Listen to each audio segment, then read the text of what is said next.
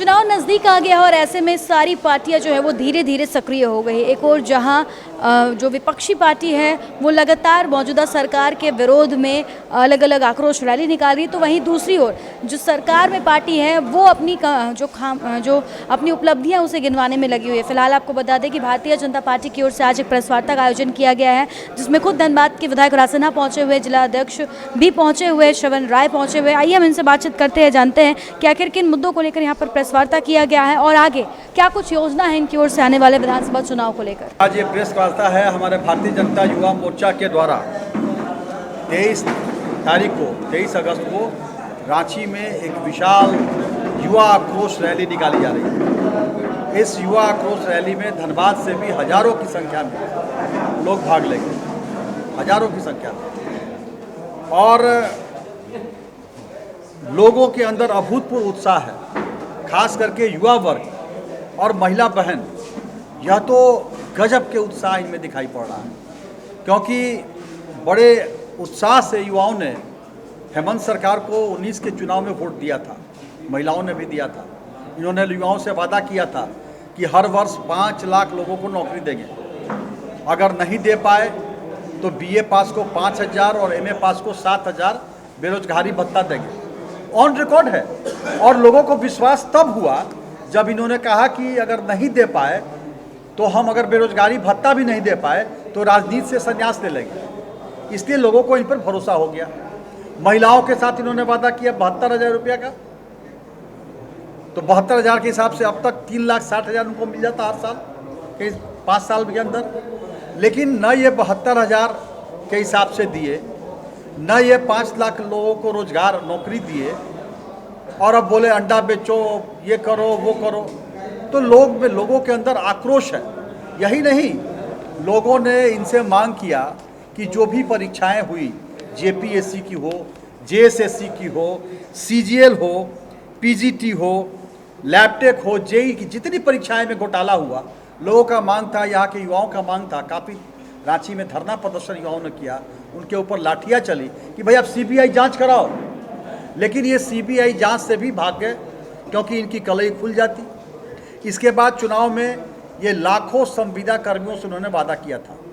संविदा कर्मियों में आपको याद होगा पारा शिक्षक बड़ा मुद्दा था इनके समय में। ये जल सहिया, ANM, GNM, para teacher, panchayat स्वयंसेवक, जेई, नगर पालिका सफाई कर्मी। अभी तो देखिए कितना दिन से, 20 दिन से सचिवालय अनुवर्गीय कर्मचारी का स्ट्राइक चल रहा है, लगातार चल रहा है। कोई काम नहीं हो रहा है, ठप है पूरा। हर वर्ग जो भी संविदा पर हैं, सब लोगों को उन्होंने वादा किया था कि हम आप लोग को अस्थायीकरण करेंगे, आपको अस्थायी करेंगे, संविदा की जगह पर आपको हम परमानेंट करेंगे। उन्होंने वादा किया था, सब लोगों ने इनको वोट दिया था। और इसीलिए इतना अच्छा काम करने वाली रघुवर सरकार, जो विकास की लगातार काम कर रही थी भारतीय जनता पार्टी की, रघुवर दास के नेतृत्व में चलने वाली सरकार, हम लोग चुनाव हार गए थे। तो आज वही युवा, वही लोग, वही संविदा कर्मी, वही महिला बहन, सब लोग पूछ रहे हैं इनसे, सब लोग इनको कह रहे हैं कि हम लोग के सीने में आग जल रहा है, आपने ठगा हम लोग को। और वो लाखों की संख्या में रांची पूछने जाएंगे इसी युवा आक्रोश रैली के माध्यम से कि क्या हुआ तेरा वादा, बोलो हेमंत दादा। वो पूछने जाएंगे, जवाब मांगने जाएंगे। और उसके तहत युवा मोर्चा के हमारे नेतृत्व में लाखों लोग यहाँ से, महिला पुरुष, बड़े अभूतपूर्व उत्साह उनमें है, वो यहाँ से हजारों हजार की संख्या में रांची 23 तारीख को कूच करेंगे। और यह संकल्प लिया है युवाओं ने ललकारा है बिल्कुल कि अब हम आ रहे हैं, आप हेमंत सरकार गद्दी छोड़ो। कोई ऐसा बचा नहीं जिसे हेमंत सरकार ने छला नहीं, ठगा नहीं।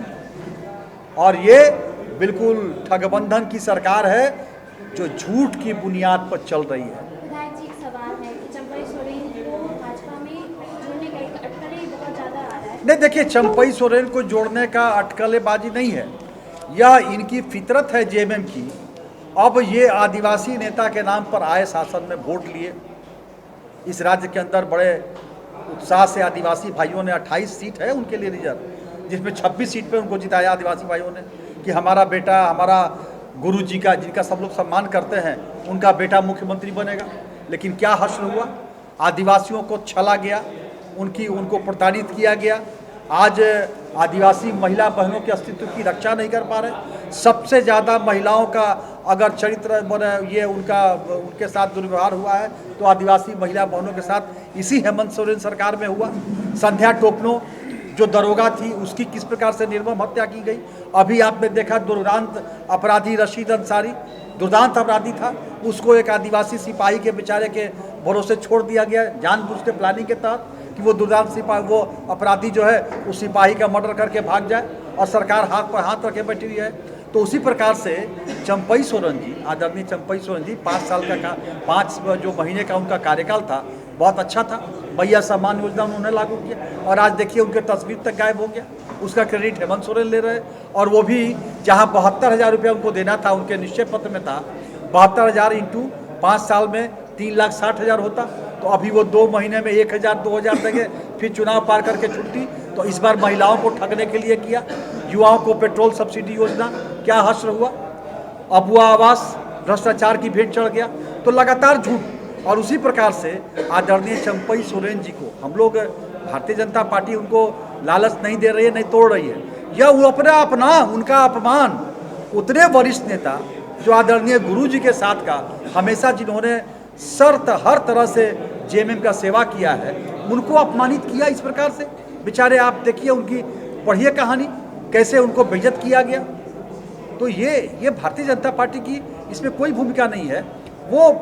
वो भी इंसान है और वो उनका रग रग जेएमएम के लिए है। लेकिन आज जिस प्रकार से उनको प्रताड़ित किया गया है, जिस प्रकार से उनको अपमानित किया गया है, उनके अपमान को ठेस पहुंचा है। इसलिए हो सकता है कि वो जेएमएम से नाराज हों। नहीं, ऐसा कोई हमारे पार्टी में कोई आक्रोश नहीं है। यह तो पार्टी के अंदर यह तो साबित करता है कि भारतीय जनता पार्टी में काबिल कार्यकर्ताओं की बहुतायत है। यहाँ लोकतंत्र है। यह कोई आवाज़ दबाने वाली पार्टी नहीं। कार्यकर्ताओं ने अपनी इच्छा जाहिर की कि हम भी दायित्व पर आना चाहते हैं। दायित्व चूँकि कम है, सीमित है, और पार्टी हर बार नए कार्यकर्ताओं को भी मौका देती है, उनको भी ट्रेंड होना है। तो ये कोई आक्रोश नहीं है। ये अपनी थोड़ा सा बात करने का माध्यम उनका थोड़ा बदल गया, या उचित प्लेटफॉर्म पर उनको बात करना चाहिए था। भाजपा को हमेशा से अनुशासित, अरे ठीक है, वो आज भी अनुशासित पार्टी ही है, लेकिन थोड़ा उनको उनकी शैली बदल गई बोलने की। जो पार्टी के ऊपर बोलना चाहिए था, थोड़ा होता है वो तो, लेकिन आप धीरे धीरे सब लोग ठीक हो जाएगा। सब लोग अपनी जगह पर काम करने भी लगेंगे। आने वाले विधानसभा चुनाव को लेकर आपकी क्या कुछ तैयारियां हैं? देखिए, इस राज्य के अंदर भारतीय जनता पार्टी के नेतृत्व में एनडीए गठबंधन की सरकार पुनः बनने जा रही है, भारी बहुमत के साथ बनने जा रही है। क्या बताएं? आज का मुख्य विषय था रांची में जुआ क्रॉस रैली का। उसके तैयारी के निमित्त हम लोग यहाँ प्रेस वार्ता किए हैं। हम लोग की लगभग तैयारी पूरी हो चुकी है और 23 तारीख को हम लोग जुआ क्रॉस रैली में हम लोग भाग लेंगे। और धनबाद ज़िले से कम 10,000 से ऊपर संख्या और राज्य में 1 लाख से प्लस लोगों का जुटान कर रहे हैं जुआ क्रॉस रैली में। आपके विरोध में जो है पार्टी के जो तमाम कार्यकर्ता अलग अलग जगहों पर आपका विरोध कर रहे हैं, क्या वजह आप मानते हैं? बागमारा में हो चुका है गदराज और धनबाद में भी खुले तौर पर किया जा रहा है। देखिए, इसमें मुख्य रूप से है भारतीय जनता पार्टी की प्रत्येक 3 साल में पुनर्गठन प्रक्रिया है और पुनर्गठन प्रक्रिया में जिसमें जो आ गए हैं लोग, वो भी बहुत अच्छे कार्यकर्ता हैं, वो आए हैं, और जो नहीं आए हैं वो भी बहुत अच्छे कार्यकर्ता हैं। और हजारों की संख्या में ऐसे भारतीय जनता पार्टी में कार्यकर्ता हैं जो किसी भी पद को अच्छे तरह से निर्वहन कर सकते हैं। लेकिन यहाँ पर पद सीमित है और प्रतिनिधित्व करने वाले योग्य काफ़ी कार्यकर्ता हैं, लेकिन सीमित पद रहने के कारण हम सभी लोगों को तो पद नहीं दे पाए हैं।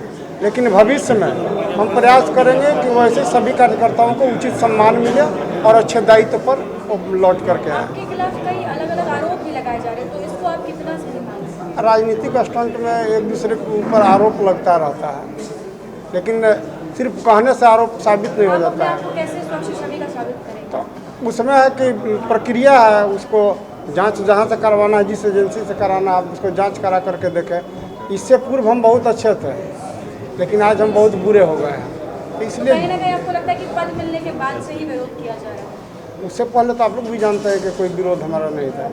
तो जो जांच कराना चाहते करा लो लोग जांच, उसमें और सब ठीक ठाक है और जल्द ही सब ठीक हो जाए। तो साफ तौर पर आपने सुना, इन्होंने बताया कि 23 अगस्त को रांची में युवा आक्रोश रैली निकाली जाएगी और इस आक्रोश रैली में धनबाद से भी तकरीबन 10,000 की संख्या में युवा जो है इस आक्रोश रैली का समर्थन करने के लिए पहुंचेंगे। इस आक्रोश रैली के पीछे की मुख्य वजह इन्होंने बताई कि जिस प्रकार से राज्य सरकार ने चुनाव के पहले तमाम वादे किए थे, उनमें से एक भी वादे पूरे नहीं किए हैं। युवाओं को रोजगार देने की बात हो या उसके अलावा कई अलग अलग जो एग्जामिनेशन है उसमें जो स्कैम की बातें सामने आई, JPSC की बात करें या टेट एग्जाम की बात करें, तो तमाम इस तरह से जो भी वादे हैं जो सरकार ने पूरे नहीं किए जनता को, उसके अलावा जो महिलाओं को उन्होंने पैसे देने की बात की थी, इस तरह से तमाम अलग अलग योजनाओं को लेकर जो अब 5 साल क्योंकि सरकार के पूरे होने वाले हैं लेकिन योजनाएं कहीं नहीं दिख रही, उसको लेकर युवाओं में आक्रोश है, जिसको लेकर इन लोगों ने बताया कि आक्रोश रैली निकाली जाएगी पूरे जोर शोर से। और इसके अलावा भी आपको बताया कि धनबाद में कुछ दिन पहले ही महिला आक्रोश रैली भी निकाली गई थी और